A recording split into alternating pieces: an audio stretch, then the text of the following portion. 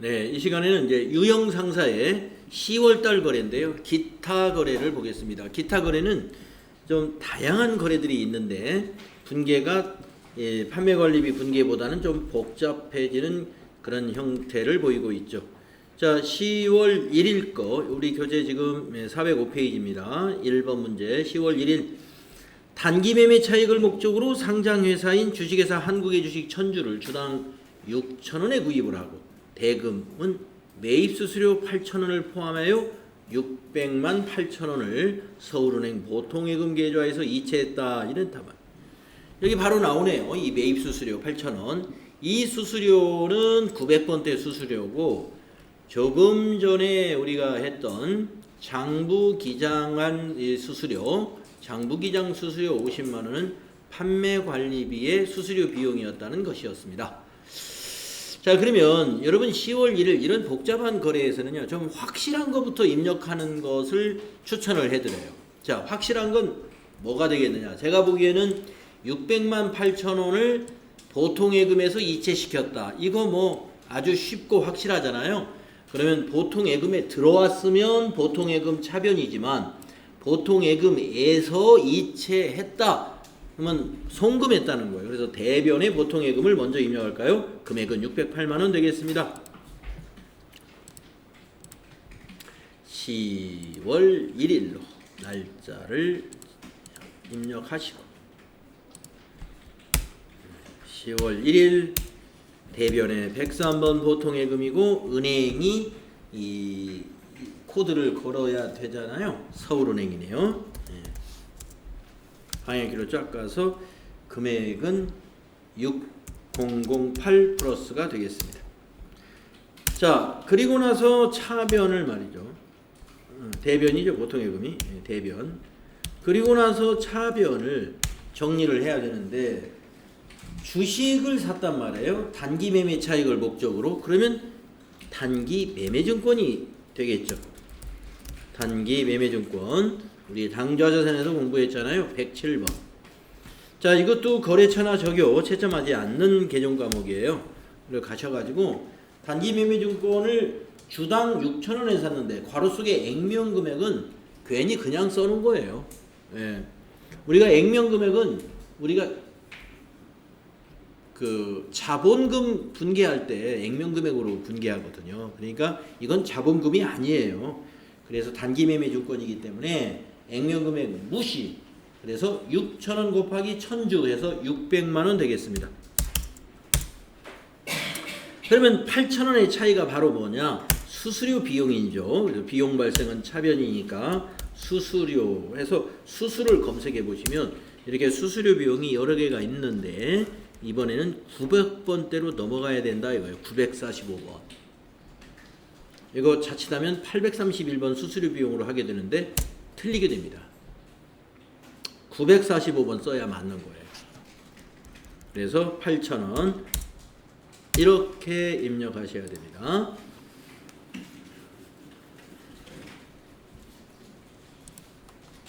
다음 두 번째 문제 보겠습니다. 10월 2일 단기간의 매매 차익을 목적으로 총액 200만원에 구입한 주식을 180만원에 처분하고 매매 수수료 3만원을 차감한 잔액은 서울은행 보통예금 계좌에 입금되었다. 여기서도 좀 확실한 거는 보통예금 계좌에 입금됐다는 거. 얼마 입금됐느냐?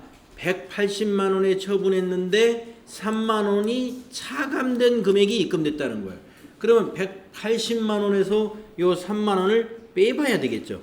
177만원 입금된 거 먼저 입력할까요?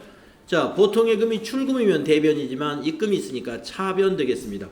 그래서 차변의 보통예금 날짜는 10월 2일이죠. 2일 날짜 입력하시고 차변의 103번 보통예금 서울은행 되겠고요.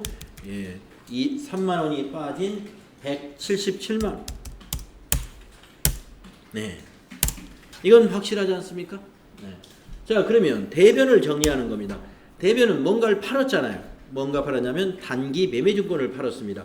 그래서 대변이 단기 매매증권이라는 자산이 감소합니다. 107번. 자, 거래처 적요. 이건 채점 대상이 아니고요. 방향키로 가서 대변에다가 얼마짜리를 팔았냐 이거예요. 200만 원에 구입했던 걸 팔은 거예요. 그러면 200만 원을 입력해야 돼요. 구입한 금액을 입력하는 것이지 처분한 금액을 입력하는 건 아닙니다. 자산 감소시킬 때는. 그러면 결국에 200만 원에 산 주식을 177만 원에 팔은 결과가 됩니다. 그러면 3만 원은 어디로 숨어버렸죠? 이게 정상이에요. 수수료가 말이죠. 단기 매매증권을 취득할 때 수수료는 비용 처리하는 게 맞고, 처분할 때 수수료는 수익이 발생했으면 수익에서 차감시켜주고, 손실이 났으면 손실에는 가산을 해주라. 이렇게 되어 있습니다. 그래서 지금은 200에 사가지고 손실을 보고 팔았거든요. 손실에 가산이 되는 거예요. 그러면 어떻게 되느냐? 200에 사가지고 180에 팔았는데 20만 원에 수수료까지 나갔기 때문에 23만 원의 처분 손실이 발생하는 것이다. 네, 그래서 손실은 비용이니까 차변이죠. 차변에 단기로 검색해 보시면 단기 매매증권 처분 손이라고 나와요. 그 뒤에 실자는 지금 자릿수에 잘린 거예요. 단기 매매증권 처분 손실입니다. 938번. 20만 원이 아니라 23만 원으로 이렇게 처리해라. 자, 단기 매매증권에서 우리 공부를 했습니다만은 좀 시간이 지나서 여러분 잊어버렸을 텐데 다시 한번 기억을 떠올리셔가지고, 단기 매매증권 취득 시 수수료는 비용 처리하고, 처분 시 수수료는 처분 이익에는 차감하고 처분 손실에는 가산이 된다 하는 원리가 있다는 거예요. 네. 잘 기억해 주시고, 단기 매매증권에 관한 FAT 1급은 단기 매매증권에 관해서 시험이 아주 자주 출제되는 그런 형상을 보입니다. 다음에 3일거 보겠습니다. 단기간의 매매 차익을 목적으로 100만 원에 구입한 주식을 130에 처분하고 매매 수수료 2만 원을 차감한 잔액은 서울은행 보통예금 계좌에 입금되었다. 이것도 지난 2번 문제하고 같은 문제인데 이거는 좀 가격을 많이 받고 팔은 거예요. 예, 그러면 보겠습니다. 130만 원에 처분했는데 보통예금으로 들어온 건 2만 원이 차감된 게 들어왔으니까 128만 원 보통예금부터 정리해 볼까요? 자, 보통예금이 입금되면 차변의 보통예금입니다. 자, 입력합시다. 3일날 날짜 입력하시고 차변의 103번 보통예금이 되겠고, 서울은행이 되겠고, 얼마가 들어왔느냐 하면은 130에서 2만원 뺀 128만원이 들어왔고, 대변은 무엇을 갖다 팔았냐면 단기 매매증권 107번을 갖다 팔았는데 얼마짜리를 팔았느냐 이거예요. 대변에 얼마짜리를 팔았냐면 100만원짜리다. 100만원짜리. 100만원에 샀던 거예요. 그러면은 100만원짜리를 130에 팔았기 때문에 30만원의 처분이익이 발생했지만 여기 2만원을 어떻게 해요? 이익에서 차감시켜야 되기 때문에 28만원만큼 이익이 된다. 수익 발생은 대변이죠. 그래서 대변에 단기 매매증권 처분이익이라고 되어 있을 겁니다. 906번 되겠습니다. 처분이익을 처분이익 이렇게 줄여놨어요. 28만원. 네, 이렇게 회계 처리하시면 되겠다.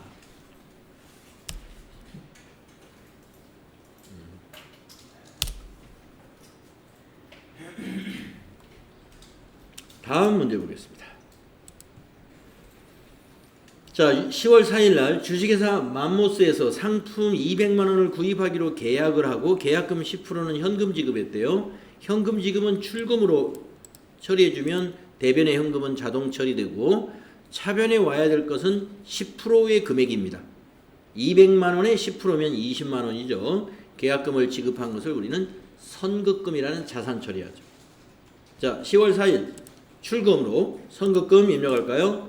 자, 10월 4일 날 출금전표로 계약금을 지급하는 것은 선급금, 자산증가. 131번. 선급금은 채권입니다. 거래처를 꼭 넣어야 됩니다. 맘모스.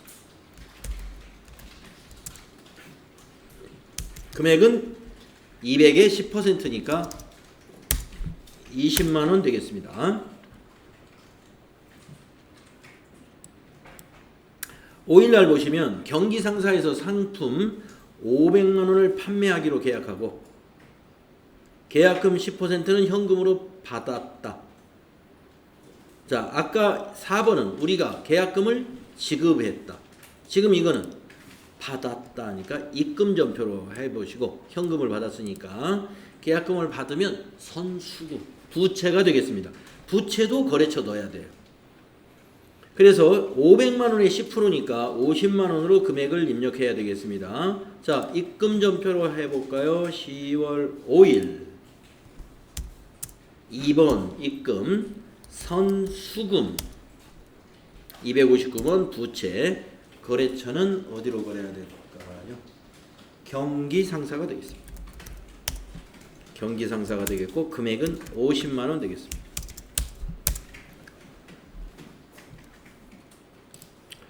그 다음에 6일날 거 거래처 금나라에 10개월 후에 회수하기로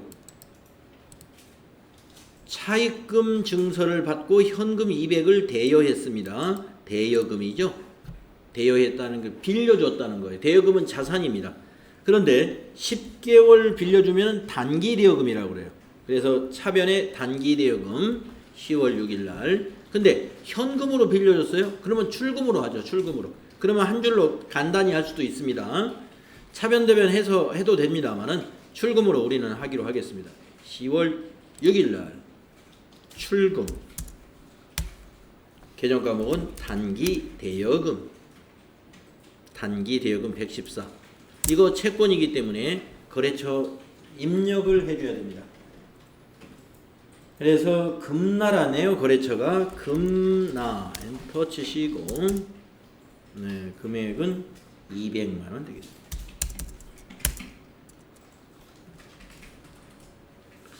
다음은 7일날 사업 확장을 위하여 농협에서 2천만원을 차입하여 즉시 서울은행 보통예금 계좌에 이체했습니다. 6개월 후에 상환하기로 했어요. 그러면 차입을 한 것은 차입금인데 6개월짜리라면 단기 차입금이라는 부채가 되겠죠. 그래서 그 돈을 그러면 차입금은 단기 차입금은 부채니까 대변에 2천만원 입력하실 텐데 차변에는 서울은행 보통예금이죠. 보통예금에 이체시켰으니까. 자, 그러면 이번에는 대변부터 한번 해볼까요? 대변에 단기 차입금 농협 2천만원 입력하겠습니다. 10월 7일날 4번 대변에 단기 차입금 부채 증가 260번 거래처는 농협 코드로 걸고 가야 돼요.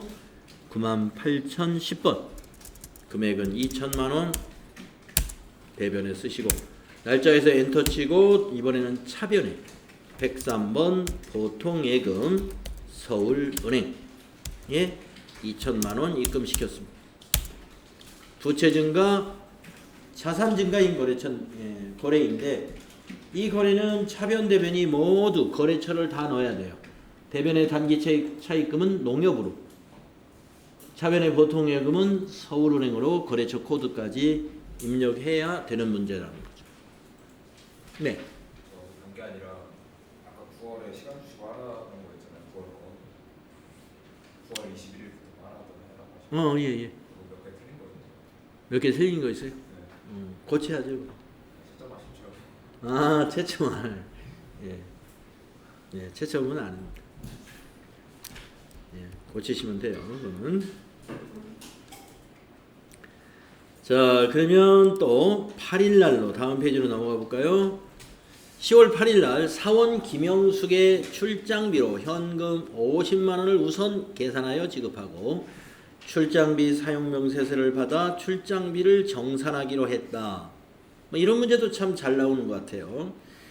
김영숙 사원이 출장을 떠날 때 회사에 여비 지급 규정에 따라서 50만 원을 우선 지급했다는 것입니다. 이럴 때는 업무 가지급금으로 회계 처리를 해주었다가 김영숙 사원이 출장을 마치고 돌아와서 정산할 때 여비교통비로 대체하는 그런 회계 처리를 해주는 거예요.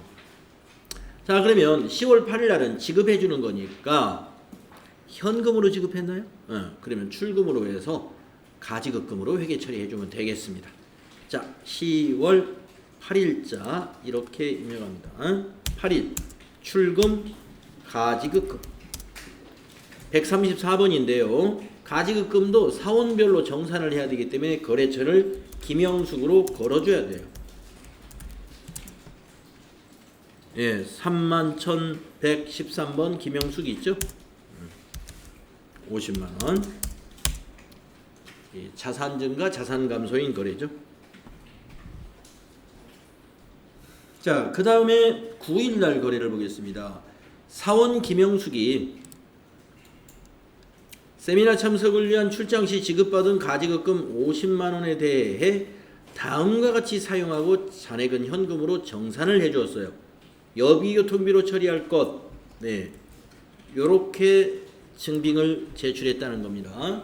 항공료 24만원에 택시 5만원에 숙박비 20만원 모두 다 여비교통비에 해당이 됩니다.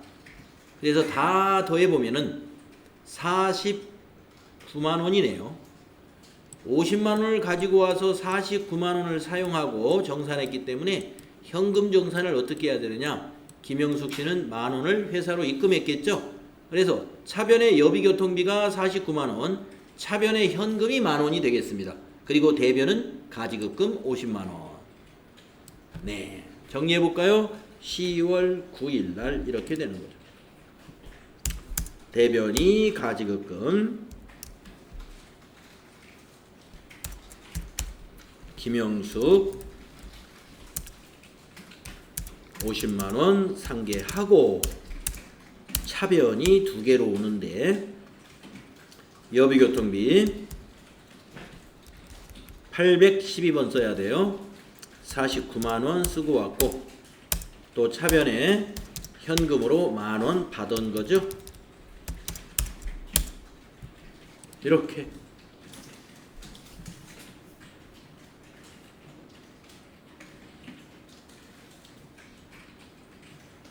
정리가 되어야 되겠죠. 대변의 가지급금, 차변에는 여비교통비와 현금이 되겠습니다. 제가 좀 빨라요? 괜찮아요? 네. 자, 그러면 다음 문제 10일 날 걸 보겠습니다. 영업부 김상진 부장은 10월 7일 날 제주 출장 시 지급받은 업무 가지급금 40만 원에 대해 다음과 같이 사용하고 잔액은 현금으로 정산해 주었다. 여비교통비로 처리할 것. 숙박비, 항공료, 택시요금 다 여비교통비네요. 더해봅시다. 42만 원에 47만 원이군요. 예, 47만 원. 그런데 40만 원을 가지고 갔었어요. 7만 원을 더 쓰고 왔기 때문에 회사는 7만 원을 이번에는 더 주어야 되겠죠. 자, 그러면 업무 가지급금을 먼저 대변에 상계 처리하겠습니다. 10월 10일 거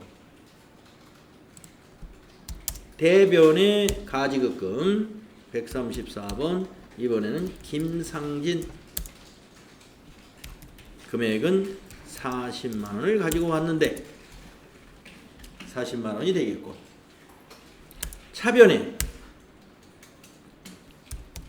여비 교통비가 47만 원을 쓰고 왔다. 47만 원 비용 발생. 따라서 대변에 현금을 7만 원을 김상진 부장한테 주었다. 이렇게 정리가 돼야 되죠.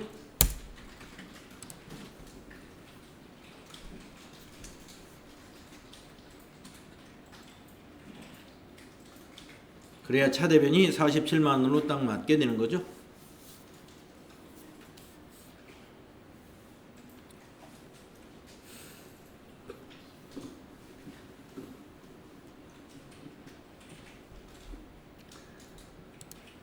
자, 그러면 11일 날 걸 보도록 하겠습니다. 10월 11일 현금 출납장의 잔액과 비교하여 실제 현금이 5만 원이 부족한데 그 원인을 파악할 수 없어서 원인을 찾을 때까지 현금 과부족으로 처리하기로 했답니다. 우리가 원인을 알 수 없는 현금 부족이나 현금 과잉 문제는 임시계정을 쓸 때 현금 과부족이라는 임시계정 과목을 사용하거든요. 부족하다는 거예요, 현금이. 그러면 대변의 현금을 적고, 현금이 부족하니까 나간 거잖아요. 대변의 현금, 차변을 현금 과부족, 이렇게 처리를 해야 됩니다. 자, 10월 11일 현금이 부족해요. 그러면 대변의 현금입니다. 얼마가 부족하냐 하면은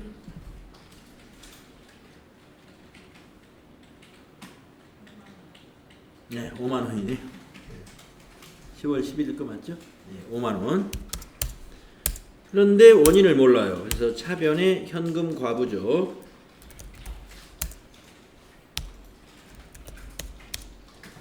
(141번) 5만 원 이렇게 처리합니다. 12일 날 문제 볼까요? 10월 11일 현금 과부족으로 처리했던 5만 원은 사무실 직원의 식대로 확인이 되었답니다. 아, 식대야? 그러면 여비교통비, 복리후생비죠? 복리후생비. 그래서 복리후생비 처리하고 아까 차변에 있던 현금 과부족은 대변에 써주면 현금 과부족이 0이 되겠죠. 네. 자, 10월 11일 복리후생비로 차변을 먼저 쓰겠습니다. 12일이죠? 차변의 복리후생비 811번 5만원. 대변은 이제 현금 과부족 아까 차변에 있던 것을 대변에 기록해 가지고 털어낸다고 봐야 되겠죠. 141번 현금 과부족 대변에 5만 원. 차변에 적었다가 대변에 적으면 잔액은 없어지는 거예요. 이렇게 해서 현금 과부족이 정리가 되는 겁니다.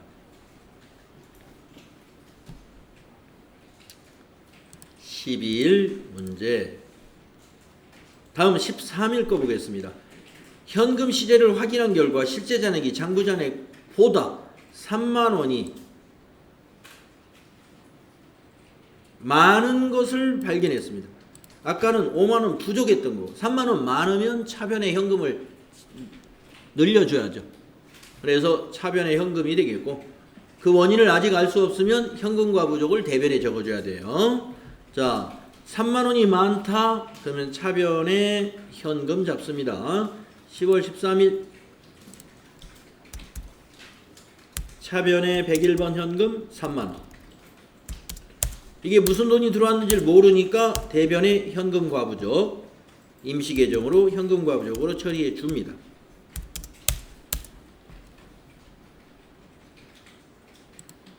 그랬다가 아직 안 봤죠. 다음에 이제 14일 날로 가볼까요? 9월분 급여지급 시 징수한 소득세, 지방소득세 22,000원을 서울은행 보통예금 계좌에서 이체하여 납부했습니다. 자, 보통예금에서 이체해서 납부했으면 보통예금은 대변에 가서 감소할 것이고, 소득세, 지방소득세는 급여지급 시 우리가 공제해 놓은 것이니까 이게 바로 애수금이 되겠죠. 그래서 22,000원은 부채감소 차변의 애수금이 되겠고, 대변에는 보통예금이 되는 그런 거래죠. 네, 10월 14일 입력하겠습니다. 대변에 103번 보통예금 22,000원. 차변엔 예수금 254번. 예, 맞습니다. 네. 예. 이거 감점이에요. 이렇게 하면. 예. 보통예금의 거래처 꼭 넣어야 됩니다. 서울은행이죠.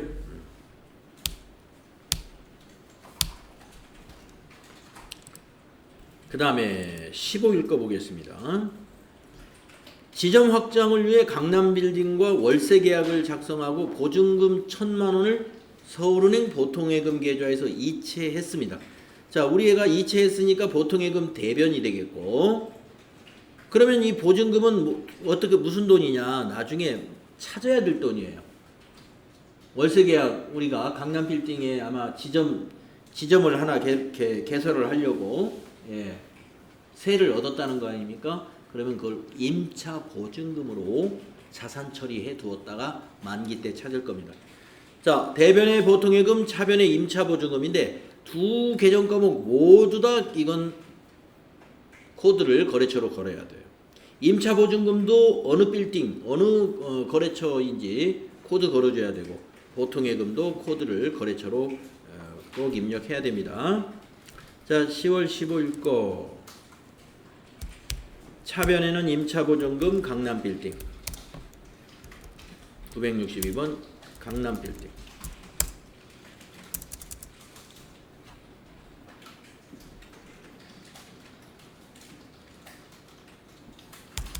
천만원이네요. 대변에는 보통예금 서울은행 1000만원 이렇게 입력해야 되겠습니다. 그 다음에 16일 거 보면은요, 서울은행 보통예금 계좌에 200만원이 입금되었으나 원인을 알 수 없다. 그러면 이제 16일 날 대개 회계 처리를 안 하겠죠. 아직 무슨 돈인지 모르니까. 그런데 이제 우리가 교과서에서는 원인을 알 수 없으면 없는 대로 회계 처리를 하라는 거예요. 왜? 자산이 증가했잖아요. 자산이 증가했는데 원인을 알 수 없다고 해서 그냥 가는 것은 안 되겠다. 그래서 자산 증가시키고 원인을 모르는 돈이 입금되면 가수금이라는 부채로 잡아놓습니다. 가수금 우리 부채에서 우리 살짝 배웠었어요. 자, 10월 16일 입력할까요? 차변의 보통예금 서울은행에 얼마가 입금됐느냐? 200만원이 입금됐습니다. 그런데 무슨 돈인지 몰라요. 아직은. 그래서 대변에 알 수 없는 돈 가수금.